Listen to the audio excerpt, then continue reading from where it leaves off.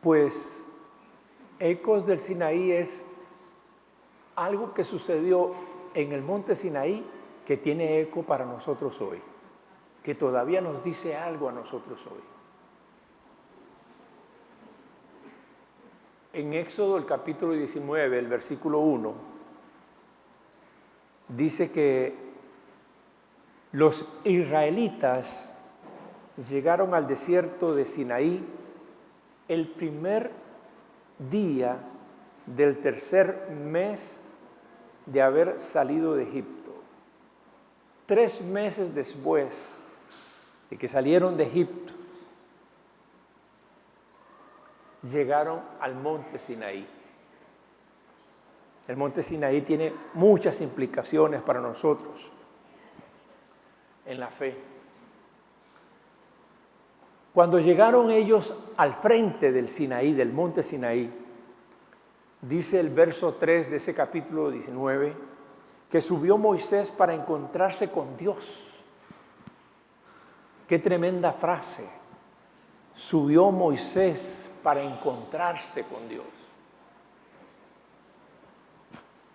Dios le dio a Moisés mandamientos que el pueblo debía acatar. Y Moisés estuvo en presencia de Dios durante muchos días y sus noches. Y cuando Moisés estaba en aquella gloriosa experiencia al pie del monte, sucedían cosas que tienen eco en nuestra vida como iglesia, particularmente con el motivo que hoy celebramos como iglesia.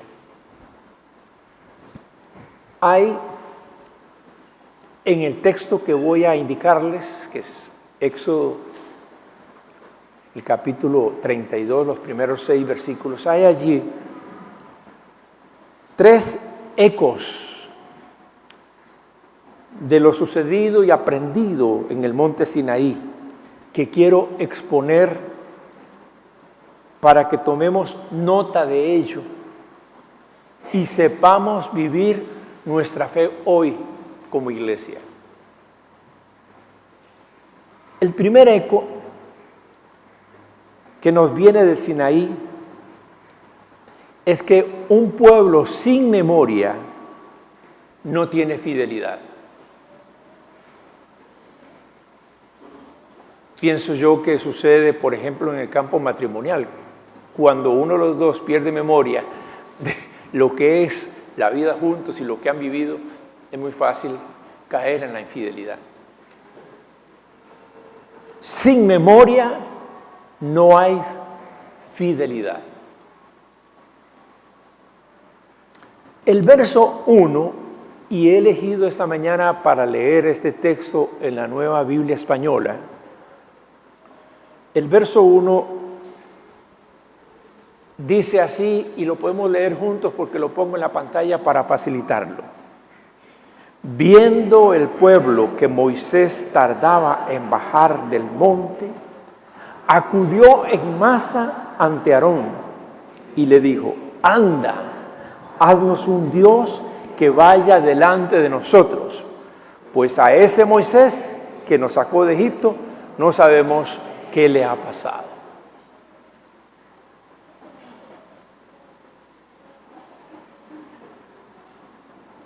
Israel perdió la memoria. La historia del éxodo de Israel comienza con el hecho de que Dios vio la opresión que sufría Israel en Egipto, dice Éxodo 3:7. Y Dios no solamente vio, sino que escuchó el clamor de Israel, por lo que Él decidió descender para librarlos del poder egipcio y sacarlos de aquel país y para llevarlos de regreso a la tierra prometida a Abraham, Isaac y Jacob.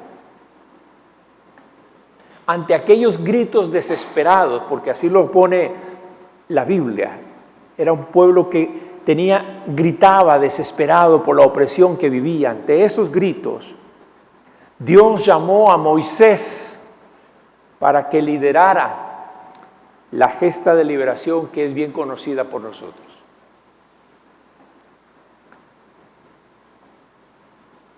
Sabemos que el faraón endureció su corazón, por supuesto. Pero también sabemos que el Señor envió unas plagas a fin de torcer el brazo al gobernante egipcio. La plaga, la leemos, la plaga de sangre, para que la recordemos, hermanos. La plaga de ranas. Una plaga de mosquitos, otra de tábanos, la muerte en el ganado, la plaga de úlceras, la de granizos con fuego, una plaga de langostas y una grande oscuridad hasta la muerte de los primogénitos de los egipcios y de su ganado. ¿Cuántas plagas? 10 plagas. Ninguna de ellas tocó al pueblo de Israel. Dios dio protección a su pueblo. Y fue Dios quien las envió para, vuelvo a repetir, retorcerle el brazo al faraón. Finalmente el faraón dejó ir a los israelitas. Y en esos 3 meses entre la salida de Egipto y la llegada al Sinaí, en 3 meses les abrió el mar rojo para que pasaran en seco ante la persecución del poderoso ejército egipcio. Convirtió las aguas amargas de Mara en agua potable. Les dio el maná del cielo. Y les envió millares de codornices como alimento. Les dio agua de una roca. Y los hizo vencer a los amalecitas. Todas obras de Dios. Así que allí tenemos 10 plagas, más no sé cuántas señales más, 8 tal vez, señales más en el camino, hechas por el Señor. Pero cuando Moisés se tardó en el monte Sinaí de bajar, ellos borraron de su memoria todos los hechos portentosos de Dios a su favor y le pidieron a Aarón que les confeccionara un ídolo que fuera el que los guiara el resto del camino.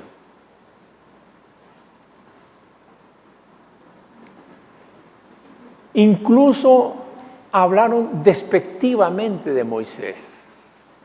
La Nueva Biblia Española dice, este Moisés. La Nueva Traducción Viviente dice, no sabemos qué le sucedió a ese tipo.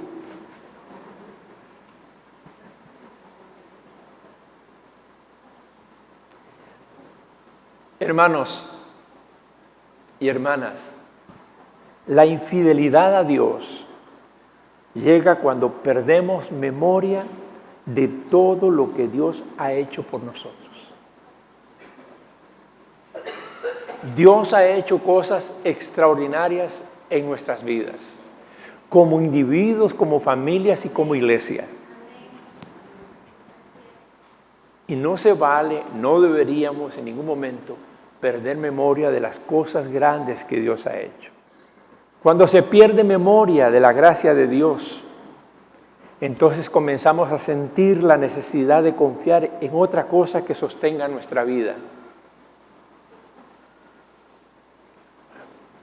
Hay personas que lo que sostiene sus vidas son sus empresas. Personas que lo que sostienen sus vidas son un club deportivo, qué sé yo, la riqueza. A nosotros nos sostiene el Señor. Y le damos la gloria y la honra a Él. Guardamos fidelidad al Señor, porque grandes son los hechos que el Señor ha tenido con nosotros. Si perdemos memoria de los hechos y estatutos de Dios, terminaremos perdiendo nuestras convicciones. Y eso me lleva al segundo eco. Allí donde no hay convicción de lo que creemos, lo que va a brotar es confusión. Donde no hay convicción, hay confusión. ¿Quiere decirlo conmigo? Donde no hay convicción, hay confusión. Miren ustedes los versos 2 al 4, siempre en la Nueva Biblia Española. Lo leemos juntos. Aarón le contestó: quítenle los pendientes de oro a sus mujeres, hijos e hijas, y tráiganmelos. Todo el pueblo se quitó los pendientes de oro y se los trajo a Aarón. Él los recibió, hizo trabajar el oro a cincel y fabricó un novillo de fundición. Después les dijo: este es tu Dios, Israel, el que te sacó de Egipto. El gran sacerdote Aarón.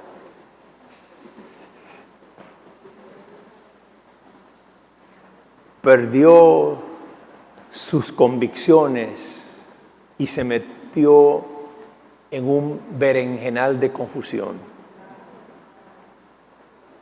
Nos habla este texto de un líder y de un pueblo que dejaron de lado sus convicciones y se entregaron a la idolatría.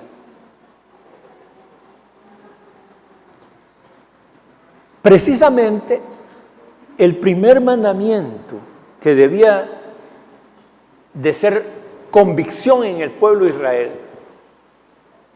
primer mandamiento, que usted me dice por allá, ¿cuál es el séptimo mandamiento? Tal vez no lo recuerde, pero usted el primero siempre lo recuerda.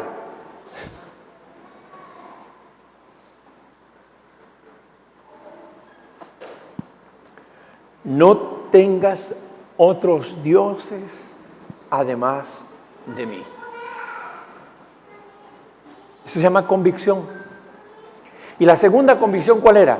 No te hagas ninguna imagen. Éxodo 20, 3 y 4. Aarón no dudó en aceptar la propuesta del pueblo.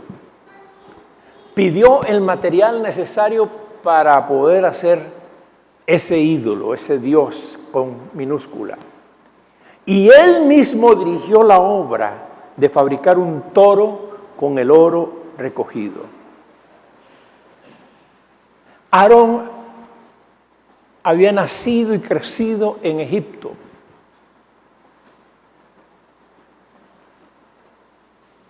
Aarón había salido de Egipto, pero Egipto no salió de él. El toro representaba en Egipto a Apis, un dios del panteón egipcio. Primero que le vino a la mente, Apis, vamos a hacer un Apis. Un dios. Y no satisfecho con su obra, le presenta al pueblo el novillo de fundición, diciéndoles: este es tu Dios, Israel, el que te sacó de Egipto. La versión que estoy siguiendo pone: este es tu Dios con mayúscula, porque efectivamente Aarón se está refiriendo a Yahvé. Está reduciendo a Yahvé a aquella figura. Este es tu Dios. Lo que Aarón está haciendo es convencer al pueblo de que Yahvé es aquel toro. Dios había prohibido hacer imágenes de lo que hay en el cielo, decía él, entre otras partes. Aarón, a mi manera de interpretarlo, perdió de vista sus convicciones, su creencia, lo que cree firmemente, lo que es innegociable. En la fe judía, la primera cosa que es innegociable es justamente esto: no tendrás otro Dios delante de mí. y él cayó en la confusión. Entonces cree que ese becerro es Yahvé. Y con la confusión arrastró al resto del pueblo israelita. Hermanos, al llegar a esta etapa de nuestro caminar como iglesia, debemos afirmarnos en las convicciones que nos han movido a ser iglesia, para no ser llevados por cualquier viento de doctrina, como dice el apóstol Pablo, para no ser llevados por cuestiones de modas. Las convicciones que debemos tener, especialmente los que somos adultos, deben ser firmes, fuertes, enraizadas en la palabra de Dios, y que seamos capaces de volcar sobre el corazón de los niños y los jóvenes esa convicción. Es nuestro mejor legado en la iglesia. Cuando una iglesia cae en la confusión de sus creencias, suele levantar altares falsos al Señor, con el afán de hacer que el evangelio sea más atractivo. Se tuercen las convicciones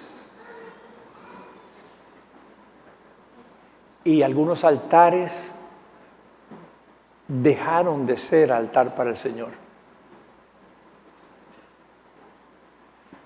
Un culto a la riqueza, a la prosperidad, un culto a sí mismos. Cuidado con hacer imágenes de Dios que le den significado a nuestra fe. Yo crecí en un ambiente cristiano en donde si uno quería tener una cruz, toda la iglesia se fijaba si esa cruz tenía un Cristo colgado o no, porque decía, tiene un Cristo colgado, tienes una imagen, estás haciendo una imagen de Dios. Entonces soy radical en eso, conservador en eso. Yo creo, amados, que uno tiene que tener ese cuidado de no hacer cosas que, creyendo que le dan significado a la fe, realmente son más idolatría que otra cosa. Así que les he dicho, la primera cosa el primer eco es, sin memoria no hay fidelidad. Y la segunda, donde no hay convicción, hay confusión. La tercera, que ya la he señalado, cuidado con el altar espurio. Había que sacarse una palabra de domingo. Claro. ¿Cómo no voy a sacar una palabrita de vez en cuando? Espurio significa que degenera de su origen o naturaleza. Falso, ficticio, fraudulento.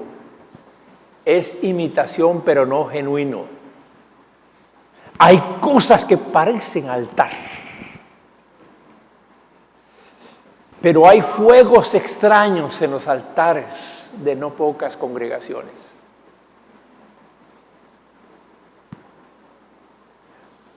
Hay ruido y luces. Y algunos ponen nubes de humo. Y las danzas.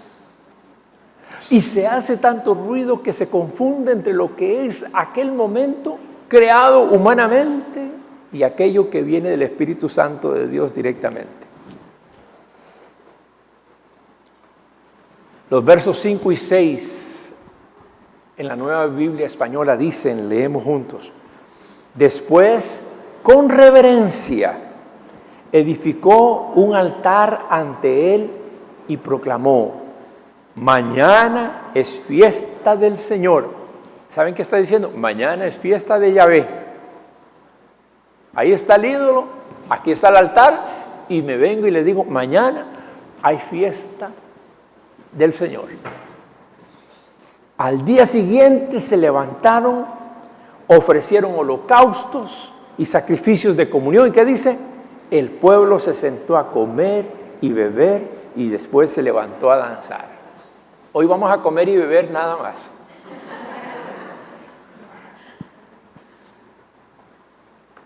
En medio de su confusión idolátrica, Aarón no solo les presentó aquel diabólico ídolo, sino que les construyó un altar espurio, un altar fraudulento, un altar falso. Y dio un paso más allá, porque le dijo al pueblo, mañana es fiesta del Señor. Está diciéndoles que enfrente del altar que construyó, al día siguiente harían fiesta en adoración a Yahvé, considerando que el toro representaba a Yahvé. Y al día siguiente, el pueblo ofreció ofrendas de comunión, comió, bebió y bailó con desenfreno, dice la Nueva Versión Internacional.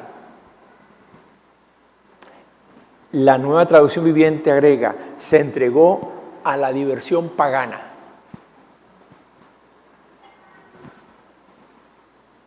Qué triste.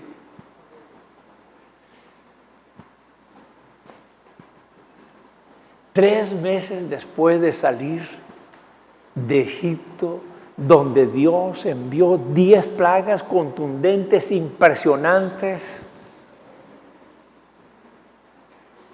3 meses después de estar caminando por el desierto y viendo la mano de Dios abrirle el mar, dotarles de agua, darles alimento de pan, darles comida, librarles en la batalla. 3 meses después de eso, están levantando un altar espurio al Señor.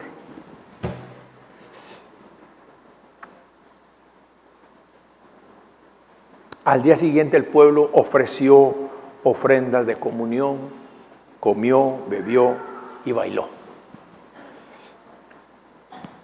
Hermanos y hermanas, estoy finalizando. Los altares espurios se construyen para Dios en muchas iglesias que confunden lo pagano como una cosa que hace vibrar los altares. Hasta la gente dice, qué buenas vibras habían ahí hoy, ¿verdad? En la iglesia. Hermanos, es que yo sentía una energía.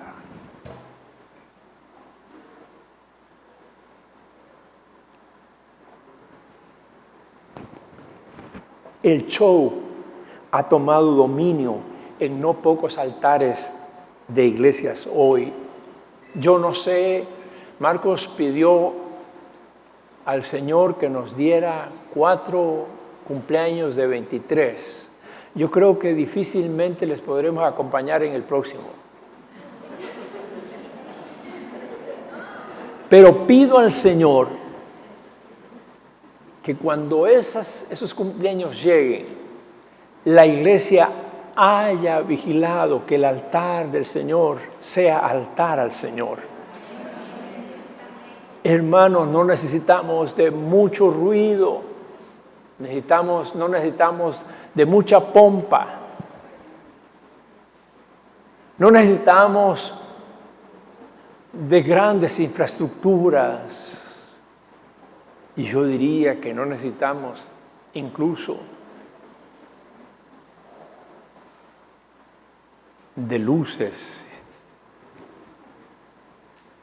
Necesitamos la sencillez de corazones que saben reconocer la fidelidad de Dios todo el tiempo en nuestra vida y que puedan quebrantarse en la presencia del Señor cuando alaban su nombre, que puedan gozarse y sí, probablemente danzar cuando sea propicio, cuando el Espíritu del Señor nos lo haga entender. Debemos ser celosos de que lo que sucede en nuestro altar, debemos ser celosos de lo que se dice en el altar. Debemos ser celosos de lo que se canta Yo vigilo las letras de las canciones.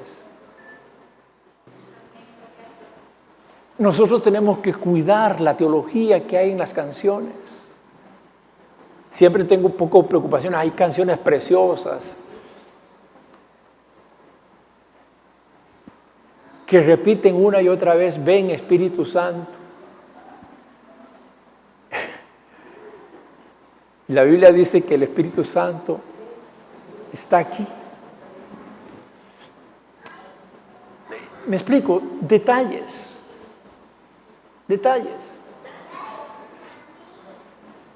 Debemos ser celosos del uso del lenguaje y de figuras que apuntan a conceptos y aforismos que nos vienen de autores seculares, que no tienen temor de Dios, pero que suenan muy bonito. Cogemos frases que están entre libros de motivación y libros de superación, y llegamos al altar y los lanzamos, como si la Biblia no careciera de frases maravillosas para afirmar la fe. Al contemplar estos años de marcha como iglesia, leámoslo juntos. Al contemplar estos años de marcha como iglesia, estos ecos del Sinaí deben comprometernos a que la historia de Israel en aquel monte no se repita entre nosotros. ¿Quién más da un amén a eso? Amén. Que no se repita. Que no se repita. Amén, amados. Nos ponemos de pie.